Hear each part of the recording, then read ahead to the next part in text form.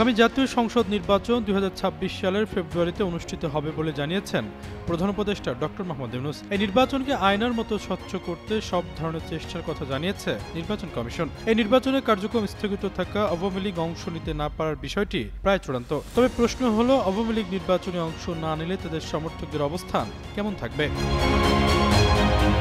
নির্বাচন নিয়ে অন্তর্বর্তী সরকারের চূড়ান্ত দিনক্ষণ ঘোষণার পর সংবাদ সম্মেলনে আসেন প্রধান নির্বাচন কমিশনার এএমএম নাসির উদ্দিন। সাংবাদিকদের বিভিন্ন প্রশ্নের জবাবে তিনি বলেন, ফেব্রুয়ারিতে নির্বাচন করার জন্য বিভিন্ন চ্যালেঞ্জ থাকা সত্ত্বেও সুন্দর নির্বাচন করার জন্য যে ধরনের প্রস্তুতি দরকার কমিশন সেসব প্রস্তুতি এগিয়ে নিচ্ছে। প্রধান কাজগুলোর মধ্যে নিখুঁত ভোটার তালিকার হালনাগাদ খসড়া প্রকাশ এবং তা ৩১ আগস্টের মধ্যে চূড়ান্ত করা। এছাড়াও ডিসেম্বরের তফসিল ঘোষণার কথাও জানায় সিইসি।